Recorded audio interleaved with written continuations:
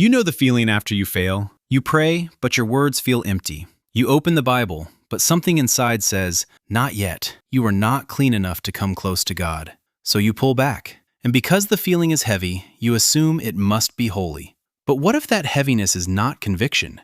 What if shame has been pretending to be the voice of God while quietly keeping you away from the only one who can heal you? Today, I want to show you the biblical way to break free from shame. Not by ignoring sin, not by making excuses, but by returning to the grace Jesus already paid for.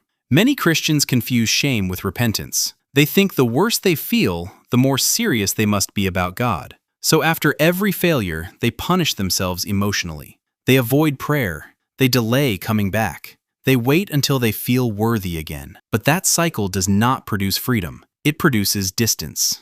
Shame does not make you holy. Shame makes you hide. And hiding was the very first thing shame ever produced.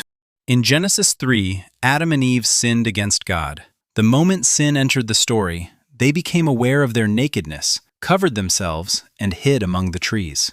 Then God came walking in the garden, and the first question he asked was not, "How dare you?"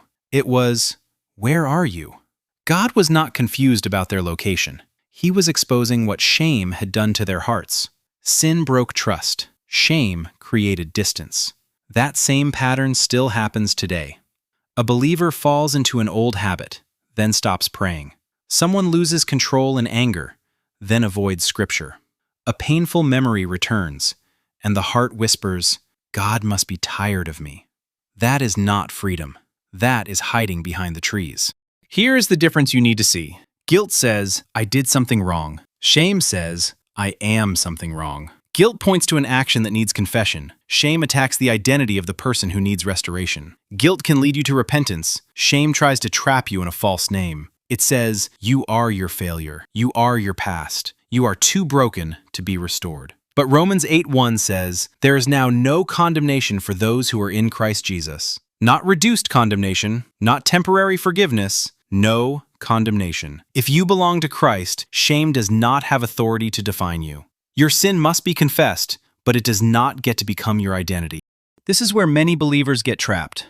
They believe Jesus forgives them, but they still act like shame is part of the payment.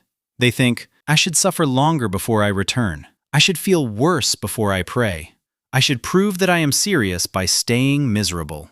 But God is not asking you to punish yourself for what Jesus already carried. Isaiah 53:5 says, "He was pierced for our transgressions and crushed for our iniquities." If Jesus was crushed for your sin, you do not honor the cross by crushing yourself again. Repentance is not self-hatred. Repentance is turning back to God with honesty, surrender, and trust.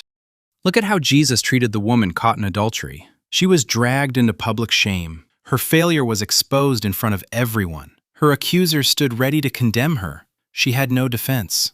But Jesus did not join the crowd. After they left, he said, "Woman, where are they? Has no one condemned you?" She answered, "No one, Lord." Then Jesus said, "Neither do I condemn you. Go now and leave your life of sin." Notice the order. Mercy came first, then the call to change. Jesus did not minimize sin. He removed condemnation so she could walk in a new direction. That is the biblical way out of shame. You do not become free by hiding until you feel clean. You become free by coming to Jesus, who alone can make you clean. Peter shows us the same truth. He denied Jesus 3 times. Afterward, he wept bitterly. He knew exactly what he had done. But after the resurrection, Jesus came to him.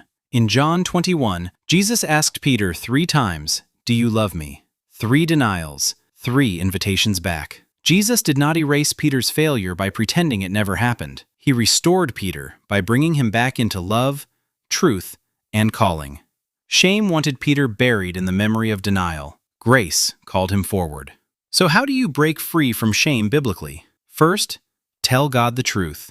Do not bring him a polished prayer. Bring him the real one. "Lord, I sinned. Lord, I am ashamed. Lord, I have been hiding. Lord, I need grace." Psalm 32:5 says, "Then I acknowledged my sin to you, and did not cover up my iniquity." Shame covers, confession uncovers. And what you uncover before God, He can forgive, cleanse, and heal. Second, stop agreeing with the identity shame gave you. Failure, sin, and the past may describe moments in your story, but they do not get to name you. Speak scripture over the lie. I am not condemned in Christ. I am a new creation. If the Son sets me free, I am free indeed. You do not defeat shame by waiting for a better feeling. You defeat it by agreeing with God. Third, return quickly. Do not let shame create a long distance between your failure and your Father. After a fall, after exposure, after that unworthy feeling rises again, come back to God without delay. Not because sin is acceptable, because Jesus is accessible. Freedom grows when returning becomes your new instinct. The question today is not whether you have failed. The question is whether shame will keep answering for you. God is still asking, where are you?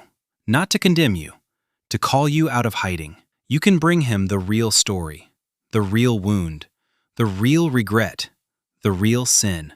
Grace is not too fragile to handle the truth, so stop living under a sentence Jesus already carried. If this message speaks to you, write this in the comments. I am returning to grace.